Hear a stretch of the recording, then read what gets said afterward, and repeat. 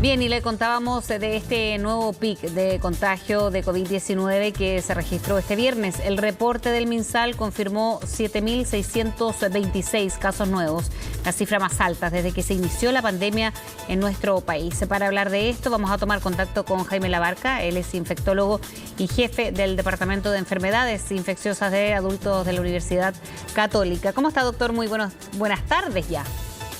Sí, buenas tardes ya, Precia. Bueno, un récord de 7.600 casos, un poco más, doctor, que hace preocupante por varias cosas, pero le quiero preguntar primero por las elecciones que se vienen el 11 de abril, 10 y 11, y estamos a 2 semanas. ¿Cómo proyecta esto, que si bien no se hace diariamente, sí es una cifra altísima que se suma a las anteriores en esta semana? Sí, estamos con cifras muy altas, incluso en números totales más altos que la primera ola de junio pasado.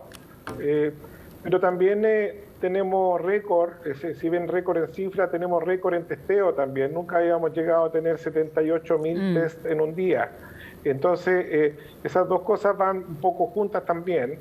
Y el hecho de tener tanto testeo también aumentan los casos que son sin síntomas, porque son parte de la búsqueda activa.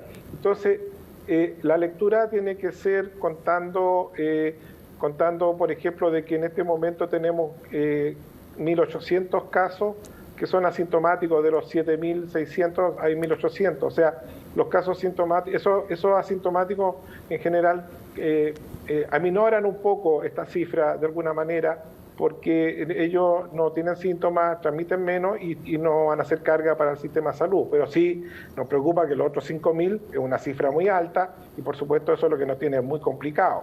Entonces la lectura hay que hacerla en el número total, pero también hay que separar un poco el número asintomático, porque el número asintomático está dando cuenta de la gran cantidad de testeo y una búsqueda activa por tratar de contener, ¿no es cierto?, este virus. Claro, pero el impacto mayor lo tenemos en que esta segunda ola ha sido muy larga, con unas cifras altas y que finalmente con hospitales que de alguna manera no están tan vacíos como estuvo al principio, y eso impacta. Al final lo que más preocupa son las camas de UCI, sí, que con estos números obviamente vamos a tener mucho problema con la ocupación de esas camas de UCI. Exacto, por eso le preguntaba que son tantos los elementos, y ahí usted los mencionaba también, porque tiene que ver con el alza de los testeos, la búsqueda activa de casos, claro, por una parte, pero lo otro es la ocupación de camas. Entonces, en alguna oportunidad se dijo respecto al plebiscito del año pasado que iba a depender, más allá de lo que usted menciona, de las cifras diarias, de la positividad, de los testeos, pero también de la ocupación de camas, y eso es lo que se ha visto más crítico en las últimas semanas. Por supuesto, mira, la encuesta académica que salió el fin de semana pasado es bien clara en que la población da algunas luces. La población también opina, ¿no es cierto?, y opinó muy sensatamente. De alguna manera decía, bueno, que obviamente están muy preocupados y más temerosos estos números de poder contagiarse, uno.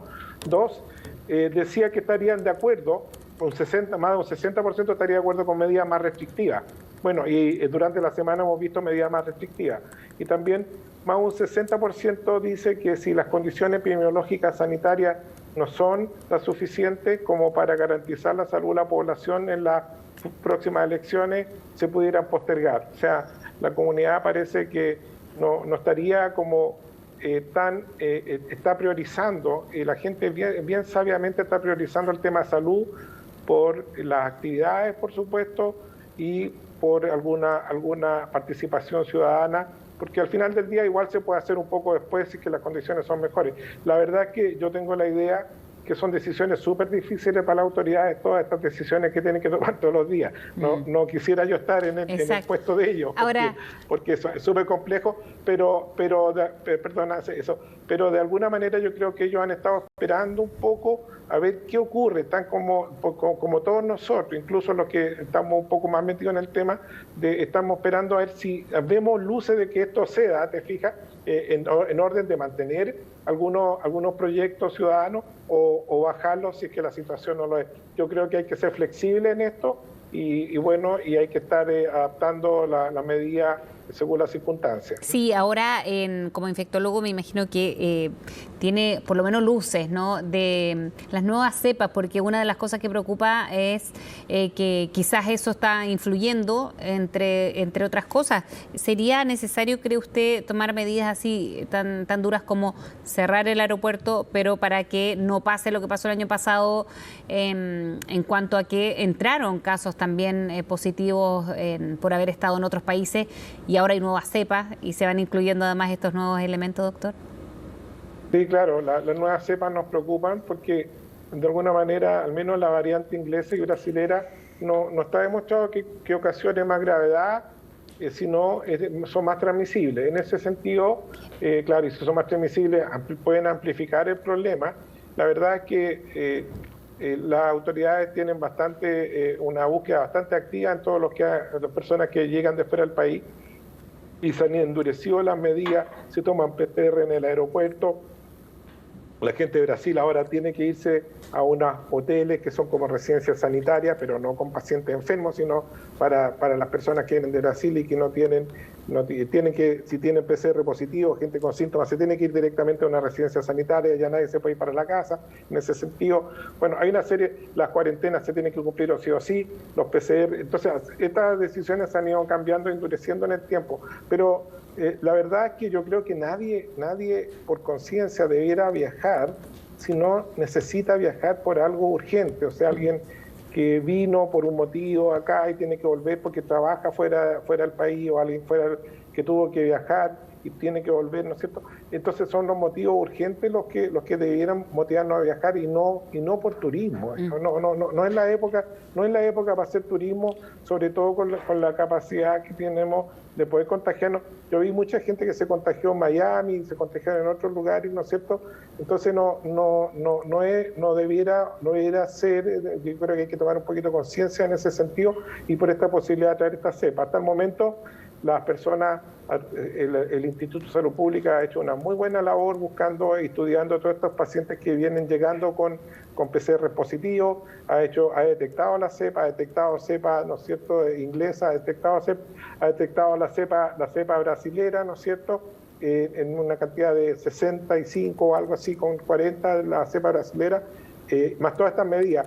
Incluso, claro, es planteable suspender los viajes también si esta situación lo amerita, pero todas esas son decisiones difíciles que tiene que tomar el gobierno, porque al final del día igual los viajes han disminuido mucho, pero igual creo que se puede seguir endureciendo las medidas si la situación, como le digo, todas estas decisiones no son fáciles para las autoridades. Ahora, eso pesar muchos factores. Claro, hay preocupación también por el transporte público, por ejemplo, doctor, que finalmente con el encierro el fin de semana también muchas personas se trasladan y haya o no haya estudios. ¿Cree usted que ese puede ser un foco? Porque el metro hay días y en las horas puntas que va lleno y los mismos micros y eso pasa en distintos puntos del país. Entonces ahí hay un foco que podría preocupar. Sí, mire, efectivamente el transporte público y los lugares públicos son una preocupación, pero yo creo que hay dos grupos de personas que son los que más transmiten la enfermedad.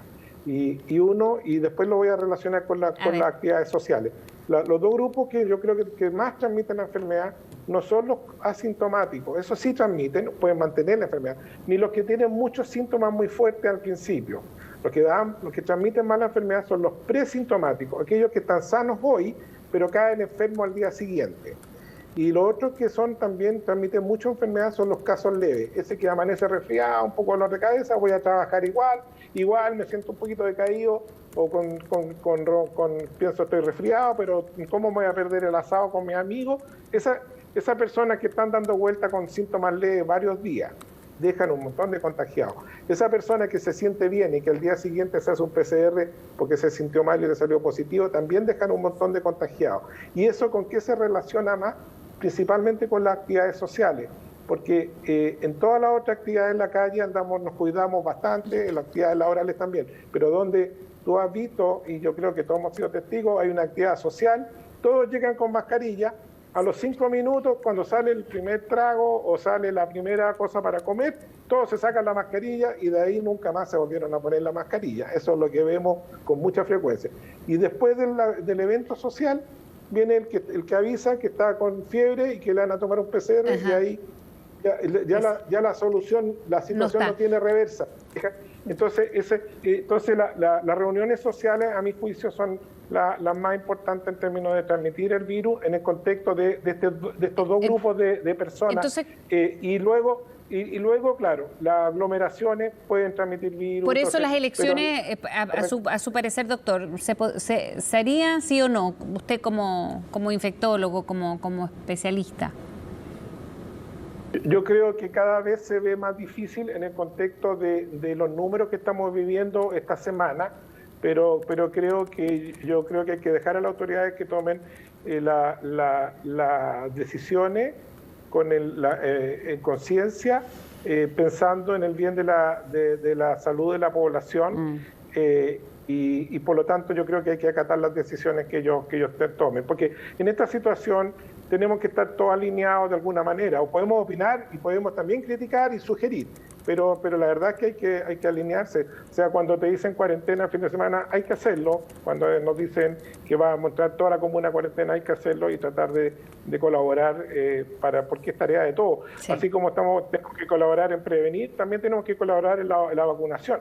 La vacunación es parte de todo, o sea, es tarea de todos. Y si no nos vacunamos todos, no vamos a liberarnos nunca de este coronavirus, te das cuenta, para seguir dando vueltas. Entonces tenemos que de alguna manera asumir estas tareas de todos también y apoyar a las autoridades que pueden hacerlo muy bien o a veces no tan bien, porque las decisiones uno las toma a priori y después los resultados no pueden ser los que se esperan, pero de alguna manera tenemos que seguir las directrices. Gracias, doctor, por haber hablado con nosotros. Que tenga muy buen día. Muy bien, Fresia. Muchas gracias por la entrevista. Adiós. Nos vemos. Buenas tardes.